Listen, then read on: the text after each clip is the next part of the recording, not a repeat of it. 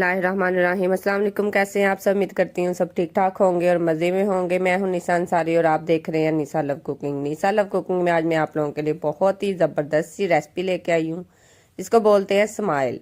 ये बहुत ही मज़े के बनते हैं और बहुत ही इसका टेस्ट जो है ना वो लाजवाब होता है। इसको बनाना स्टार्ट करते हैं। बहुत सारे लोगों के ये घर में स्माइल बनाई जाती हैं तो वो कहते हैं कि ये हमारे जो स्माइल है ना वैसे फ्लफ़ी नहीं बनते। तो इसके लिए छोटे छोटे से टिप्स हैं जिसको आप लोग फॉलो नहीं करते, जिसकी वजह से आपकी परफेक्ट रेसिपी नहीं रेडी होती। तो वीडियो को आपने लास्ट तक देखना है, स्किप नहीं करना। चलिए इसको बनाना स्टार्ट करते हैं। इसको बनाने के लिए सबसे पहले आप लोगों ने आलू का छिलका उतार लेना है और इसकी कटिंग करने के बाद इसको अच्छे से वॉश करना है। और एक अदर हमें चाहिए देगची जिसमें आप लोगों ने पानी बॉयल करना है, उसमें आप लोगों ने आलू शामिल कर देना है, उसको अच्छे से बॉयल आने देना है। और जब आपने स्माइली के लिए जो बनाने हैं ना पोटैटो, वो आप लोगों को चाहिए फुल आपने ना इसको बॉयल कर लेना है। उसके बाद आपने इसको कांटे की मदद से मैश करना है। जब कांटे की मदद से आप सारे मैश कर लेंगे उसके बाद आपको चाहिए एक अदद छलनी जिसमें आप लोगों ने सारे जो पेस्ट को इसमें डाल देना है और इसमें एक दफ़ा इस छलनी की मदद से अच्छे से दबा के सारा पेस्ट निकालना है। तो देखिएगा इससे जो आलू का ये पेस्ट है ना ये बहुत ही फ्लफ़ी हो जाएगा। क्योंकि अगर आप लोगों के स्माइल घर पे नहीं वैसे फ्लफ़ी बनते तो इसका यही मेन टिप है कि आप लोग इसको छलनी की मदद से दोबारा से एक दफ़ा निकाल लें। उसके बाद आप लोगों ने इसको एक बाउल में निकाल लेना है और इसमें जो चीज़ें आपने ऐड करनी है उसमें शामिल है 1 कटोरी आपने भर के चावल का आटा जो आपको किसी भी करीबी स्टोर से मिल जाएगा, और एक आपने कटोरी भर के इसमें डालनी है कॉर्नफ्लोर, और 1 कटोरी भर के आपने इसमें डालनी है ब्रेड क्रम्ब। और इसको आपने अच्छे से मिक्स कर लेना है। इसको आपने एक आटे की तरह गूंद लेना है ताकि ये सारी चीज़ें अच्छे से मिक्स हो जाएं। जब ये सारी चीज़ें अच्छे से मिक्स हो जाएंगी तो फिर ये एक अच्छा सा जो मटेरियल है ना वो रेडी होगा। इसको मैंने हाथों की मदद से अच्छे से गूंद लेना है। उसमें आप लोगों ने नमक भी शामिल करना है। अगर आप लोग थोड़ा स्पाइसेस के लिए ऐड करना चाहें तो इसमें काली मिर्च ऐड कर सकते हैं, लेकिन वो ऑप्शनल है। अगर आपको नहीं पसंद तो सिर्फ आप लोगों ने इसमें नमक ही ऐड करना है। इसको आपने मज़ीद तकरीबन 5-7 मिनट के लिए अच्छे से गूंदना है। और इसको अच्छे से गूंदने के बाद अगर आपको लगे कि आप लोगों का जो ये आलू का पेस्ट है थोड़ा सा नरम है तो इसमें आप लोग आधा आधा मतलब कोई कटोरी भर के ना तीनों चीज़ों की ऐड कर सकते हैं।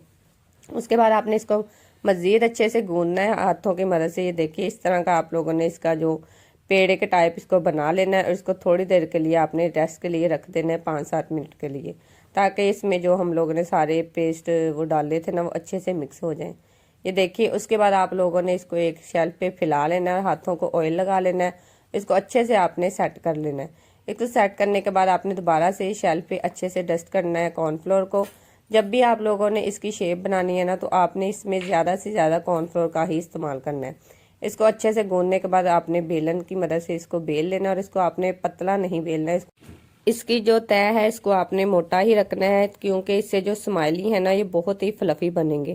किनारों से आप लोगों ने अच्छे से सारा सेट कर लेना है। इसको सेट करने के बाद इसकी आपने शेप देनी है। मैं इसको आप लोगों ने जो किनारे हैं वो भी आपने पतले नहीं करने, एक ही आपने तरतीब की से ना इसको सारे को बेल लेना है। इसको बेलने के बाद हम लोग इसकी शेप बनाएंगे। शेप जो है वो बहुत ही सिंपल है। अगर आप लोगों के घर में दूसरे वो शेप है, शेप कटर जिसको बोलते हैं हार्ट वाला या कोई स्टार वाला, उससे भी बना सकते हैं, लेकिन उससे ये होगा कि इसके जो कॉर्नर होंगे ना वो बहुत ही पतले हो जाएंगे और दरमियान में से ये ऐसे ही कच्चा सा रह जाएगा। इसके लिए जैसे मैं आप लोगों को बताऊंगी वैसे ही आप लोगों ने इसकी शेप बनानी है। अगर आप लोग इसी तरीके से शेप बनाएंगे ना तो इसकी बहुत ही परफेक्ट शेप बनेगी। इसके लिए आपको चाहिए एक अदर ढक्कन जिसको आपने अच्छे से मैदे के साथ इसको डस्ट कर लेना है। जब इसको आप लोग ऐसे प्रेस करेंगे ना, अगर आप लोग कॉर्नफ्लोर लगा के या मैदा, तो इससे ये जो आपकी शेप है ना बहुत ईजीली निकल जाएगी। सारे जो हम लोगों ने पेड़े को फैला लिया था उसको आपने ऐसे कटर की मदद से निकालते जाना है। उसके आपने दोबारा से इसके ऊपर मैदे को अच्छे से या कॉर्नफ्लोर को डस्ट कर देना है। ये शेप निकालने के बाद जब भी आप लोग नीचे भी आपने कॉर्नफ्लोर लगाना है और ऊपर भी इसी तरह सारी शेप करने के बाद आपको चाहिए एक अदर ट्रे जिसमें आपने अच्छे से कॉर्नफ्लोर को दोबारा से डस्ट करना है। इसके बाद आप लोगों ने सारी जो हम लोगों ने पीसेस निकाले थे इसको इसके अंदर सेट करते जाना है। उसकी जो लास्ट में शेप है स्माइली की वो मैं आपको बताती हूँ जो बहुत ही ईजी है वो किस तरह से बनानी है। उसके लिए आपको चाहिए एक पेंसिल का कवर जिसकी मदद से आप लोगों ने इसकी आइज़ बना लेनी है। इसको भी आपने अच्छे से कॉर्नफ्लोर में या मैदे में डस्ट कर लेना है, क्योंकि जब आप लोग इसको ऐसे कॉर्नफ्लोर या मैदे के साथ डस्ट करेंगे ना तो इसकी जो आपने पीसेस निकालने हैं बहुत इजीली निकल जाएंगे। उसके बाद आपको चाहिए एक अदद चम्मच, इसको भी आप लोगों ने डस्ट करना है मैदे या कॉर्नफ्लोर से। इसको आपने ये देखिए ऐसे प्यारी सी स्माइल की शेप बना लेनी है। तो देखिए कितने प्यारे इमोजी बन चुके हैं। ये वैसे मैंने स्पेशली अपनी कज़न के लिए बनाए थे क्योंकि उसको ये बहुत ही पसंद है और उसने मुझे रिक्वेस्ट की थी कि मैंने लाहौर जाना है तो मुझे प्लीज़ बना के दें।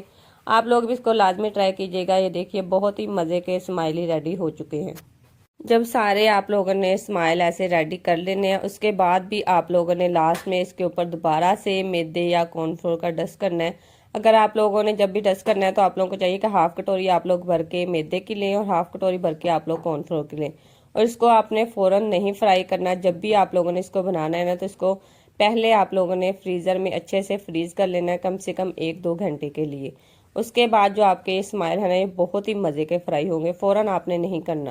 और जब भी आप लोगों ने फ्रीज़र में से निकालना है फ़ौरन आप लोगों ने इसमें ऑयल गर्म कर इसमें डाल देना है। इससे जो आपके स्माइल है ना वो कभी भी नहीं टूटेंगे। और लाइट गोल्डन सा आप लोगों ने इसको फ्राई करना है। ये बहुत ही मज़े के और इसकी जो टेस्ट है ना बहुत मज़े का बनता है। ऐसे ही आप लोगों ने इसको लाइट गोल्डन सा फ्राई कर लेना है। जब एक तरफ से अच्छे से फ्राई हो जाएंगे उसके बाद आप लोगों ने इसकी साइड चेंज करनी है और इसको आप लोगों ने अच्छे से ऑयल गर्म करने के बाद इसकी आंच आपने हल्की कर लेनी है। उसके बाद आपने फ्राई करना है। जब भी फ्रीज़र में से आपने इसको निकालना है तो इसको आपने रेस्ट नहीं देना। आपने फ्रीज़र में से निकाल के डायरेक्ट आप लोगों ने ऑयल में अच्छे से फ्राई कर लेना है। इसको लाइट गोल्डन सा आपने फ्राई करना है। आई होप आप लोगों को मेरी वीडियो पसंद आ रही होगी। तो जिन लोगों को मेरी वीडियो पसंद आई है प्लीज़ वो मेरी वीडियो को लाइक और मेरे चैनल को सब्सक्राइब कर दिया करें।